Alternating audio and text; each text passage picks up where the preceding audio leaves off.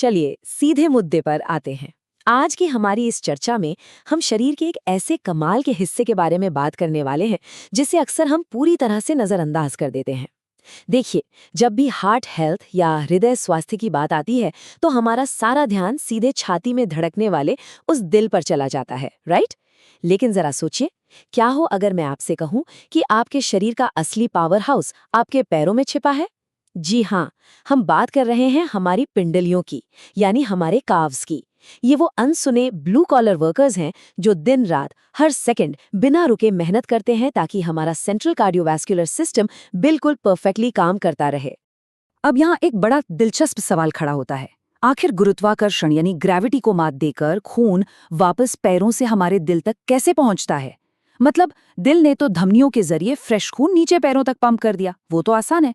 लेकिन उस खून को वापस ऊपर छाती तक खींचना, वो भी बिल्कुल ग्रेविटी के अगेंस्ट, ये कोई छोटी मोटी बात नहीं है। ये तो प्योर फिजिक्स और मैकेनिक्स की एक बहुत बड़ी चुनौती है जिसे हमारे शरीर को हर हाल में हल करना होता है ताकि ब्लड सर्कुलेशन कभी रुके नहीं। और ठीक यहीं पर शरीर का एक बेहद खास सिस्टम अपना मैजिक दिखाता है। तो आज के हमारे इस सफर का रूट कुछ ऐसा रहेगा। सबसे पहले हम बात करेंगे दूसरे दिल की, उसके बाद समझेंगे कि सिस्टम पर दबाव कैसे बनता है। फिर हम ऑक्सीजन एक्सट्रैक्शन इंजन को डिकोड करेंगे। उसके बाद देखेंगे सार्कोपेनिया का खतरा क्या है, और आखिर में जानेंगे कि कैसे मूवमेंट यानी व्यायाम हमारी सबसे बड़ी दवा बन सकता है। तो चलिए सबसे पहले बात करते हैं हमारे पहले सेक्शन यानी दूसरे दिल और निचले पैरों की उस छिपी हुई पंपिंग शक्ति के बारे में। अब समझते हैं कि ये स्केलेटल मसल पंप असल में काम कैसे करता है। देखिए, जैसे ही हम कोई कदम बढ़ाते हैं, हमारी पिंडलियों की मांसपेशियां सिकुड़ती हैं। इस सिकुड़ने की वजह से ना पैरों के अंदर की जो गहरी नसें होती हैं, वेन्स, वो पूरी तरह दब जाती हैं। अब इन नसों के अंदर वन वे वॉल्व्स लगे होते हैं, तो जब बाहर से दबाव पड़ता है तो खून के पास ऊपर जाने के अलावा कोई और रास्ता नहीं बचता।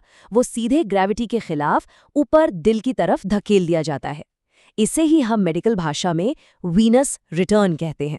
मतलब आपका हर एक कदम लिटरली खून को निचोड़कर ऊपर छाती की तरफ फेंकता है। अब आगे बढ़ते हैं सेक्शन 2 की तरफ, सिस्टम पर दबाव बनाना और हृदय की मांसपेशियों को खुद पोषण देना। यहाँ सबसे क्रूशल बात यह है कि भाई, दिल पूरे शरीर को खून देता है, पर वो खुद को खून कैसे देता है? इसे कहते हैं कोरोनरी परफ्यूजन प्रेशर, या शॉर्ट में सीपीपी। बड़ा दिलचस्प मैकेनिज्म है। जब दिल धड़कता है यानी सिकुड़ता है, तब वो खुद को खून नहीं दे सकता, क्योंकि उस वक्त उसकी अपनी नसें दबी हुई होती हैं।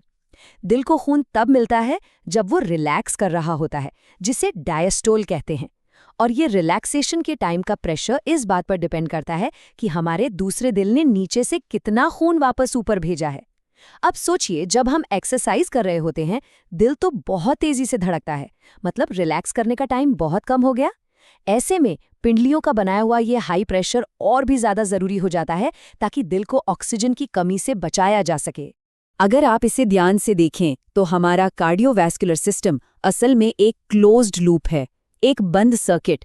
सिंपल सी बात है, जितना खून दिल से बाहर जाएगा उतना ही खून वापस भी तो आना चाहिए ना।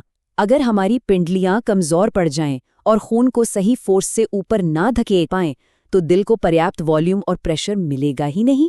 और अगर ऐसा हुआ तो पूरा का पूरा सर्कुलेटरी सिस्टम फेल होने के कगार पर आ सकता है। दिल खुद खून के लिए तरस सकता है। खैर, सेंट्रल पंप और प्रेशर को समझने के बाद अब हम चलते हैं शरीर के बाकी हिस्सों की तरफ। हमारा तीसरा सेक्शन है ऑक्सीजन निष्कर्षण इंजन, यानी फिक्स सिद्धांत का सरलीकरण। ये फिक्स सिद्धांत या फिक प्रिंसिपल हमें बताता है कि कार्डियोवास्कुलर फिटनेस का मतलब सिर्फ एक स्ट्रॉन्ग दिल होना नहीं है। इसे ऐसे समझिए, एक डिलीवरी ट्रक है और एक फैक्ट्री है। पहला पार्ट है डिलीवरी, मतलब हमारा दिल रूपी ट्रक कितनी तेजी से ऑक्सीजन वाला खून भेज रहा है। और दूसरा पार्ट है एक्सट्रैक्शन, यानी हमारी मांसपेशियां रूपी फैक्ट्री उस खून में से कितनी ऑक्सीजन खींचकर उसे असली एनर्जी में बदल रही है। अब अगर फैक्ट्री सही से ऑक्सीजन नहीं सोख पा रही तो ट्रक चाहे जितनी मर्जी स्पीड से माल ले आए, शरीर में एनर्जी की कमी तो रहेगी ही, राइट? और यहाँ ये आंकड़ा देखिए, ये सच में हैरान करने वाला है। 20%। जी हाँ, 20 से 80 साल की उम्र तक आते आते हमारी मांसपेशियों की ऑक्सीजन निकालने की क्षमता में लगभग 20% की भारी गिरावट आ जाती है।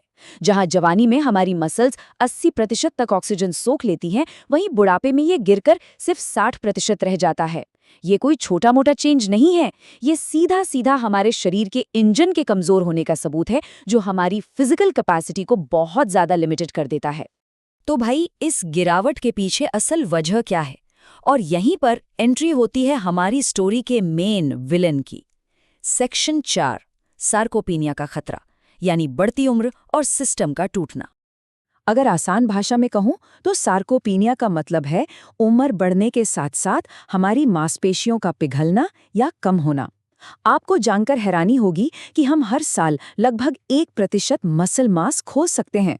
और जब हमारी पिंडलियों की मसल्स पतली और कमजोर हो जाती हैं, तो जाहिर सी बात है, खून को ऊपर धकेलने वाली वो वीनस रिटर्न की पावर भी कम हो जाएगी।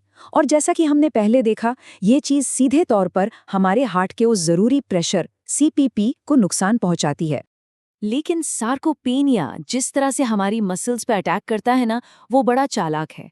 हमारी मसल्स मेनली 2 तरह की होती हैं। टाइप 1 जो स्लो होती हैं पर लंबे टाइम तक बिना थके काम कर सकती हैं, और दूसरी है टाइप 2 यानी फास्ट ट्विच फाइबर्स। ये स्पीड और पावर के लिए होती हैं। अब उम्र का असर सबसे ज्यादा इन्हीं टाइप 2 फाइबर्स पर पड़ता है, और यही वो फाइबर्स हैं जो ग्रेविटी के खिलाफ खून को तेजी से ऊपर धकेलने का काम करते हैं। तो जब ये फास्ट फाइबर्स ही खत्म होने लगेंगे, तो पिंडलियों की वो पंपिंग पावर अपने आप बहुत कम हो जाएगी। अगर हम इसे बिल्कुल माइक्रोस्कोपिक लेवल पर देखें, तो बढ़ती उम्र का ये हमला असल में 3 तरफा होता है। पहला, कैपिलरी रेरफैक्शन, मतलब खून ले जाने वाली वो बारीक नलियां कम होने लगती हैं, जिससे ऑक्सीजन को सेल्स तक पहुंचने में ज्यादा रास्ता तय करना पड़ता है। दूसरा, हमारी धमनियां या आर्टरीज कठोर होने लगती हैं, जिससे हार्ट पर लोड बढ़ता है और ब्लड प्रेशर हाई होता है। और तीसरा, हमारे सेल्स के अंदर मौजूद छोटे छोटे पावर प्लांट्स, जिन्हें माइटोकॉन्ड्रिया कहते हैं, वो खराब होने लगते हैं। ये तीनों चीजें मिलकर हमारे उस ऑक्सीजन एक्सट्रैक्शन इंजन को पूरी तरह से डाउन कर देती हैं। पर रुकिए, यहाँ घबराने या निराश होने की बिल्कुल जरूरत नहीं है, क्योंकि अब हम बात करेंगे इसके सबसे पावरफुल सॉल्यूशन की। हमारा 5वां और आखिरी सेक्शन, दवा के रूप में व्यायाम और 50-60 की उम्र के बाद अपने उस पंप को फिर से कैसे एक्टिवेट करें। खासकर 50 या 60 की उम्र पार करने के बाद अपनी पिंडलियों को मजबूत रखने और सार्कोपेनिया को हराने के लिए कुछ खास तरह की एक्सरसाइजेज लिटरली जादू का काम करती हैं, जैसे पहाड़ियों पर तेज चलना या सीढ़ियां चढ़ना। ये चीजें सीधे ग्रेविटी के खिलाफ काम करती हैं, जो उन टाइप 2 फास्ट ट्विच फाइबर्स को मजबूर कर देती हैं कि भाई अब तो एक्टिव होना ही पड़ेगा। इसके अलावा trekking, high intensity interval training या HIIT और डेडिकेटेड वेट ट्रेनिंग या रेजिस्टेंस ट्रेनिंग, ये सब पैरों की ताकत बढ़ाने और उस ब्लड पंपिंग मैकेनिज्म को जवां रखने के सबसे बेहतरीन तरीके हैं। पता है एक्सरसाइज शरीर के अंदर काम कैसे करती है? जब हम वर्कआउट करते हैं तो खून हमारी नसों से बहुत तेजी से गुजरता है। इससे नसों की दीवारों पर एक तरह का घर्षण पैदा होता है, जिसे मैकेनिकल शियर स्ट्रेस कहते हैं। ये स्ट्रेस असल में शरीर के लिए एक वेकअप कॉल है। ये सिग्नल देता है कि हे, हमें और कैपिलरीज की जरूरत है। और अच्छी बात यह है कि हमारा वैस्कुलर सिस्टम बहुत ही फ्लेक्सिबल होता है। आप 60 के हों या 70 के, रेगुलर एक्सरसाइज सच में उन खत्म हो चुकी कैपिलरीज को वापस बना सकती है, जिससे ऑक्सीजन का फ्लो और गैस एक्सचेंज फिर से एकदम टॉप नॉच हो जाता है। तो फाइनली हमें करना क्या चाहिए?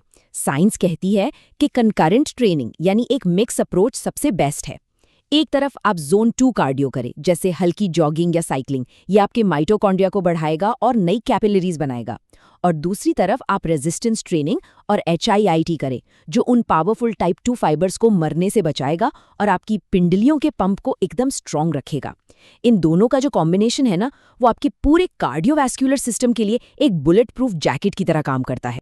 तो चलिए आज की इस चर्चा को एक बहुत ही गहरे विचार के साथ खत्म करते हैं। देखिए, उम्र का बढ़ना तो तय है, और ये सच है कि वो हमारी फिजिकल कैपेसिटी की जो छत है उसे थोड़ा नीचे जरूर लाएगी। लेकिन हमारी ट्रेनिंग और हमारी लाइफस्टाइल ये तय करती है कि वो छत आखिर कितनी ऊंची बनी रहती है।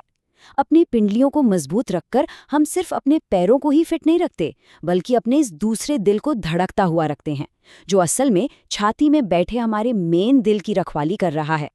तो अब सवाल ये है, क्या हम अपने इस अनसुने हीरो को ऐसे ही कमज़ोर होने देंगे, या फिर आज से ही, अभी से ही अपने इस दूसरे दिल को वो अहमियत देंगे जिसका वो हकदार है?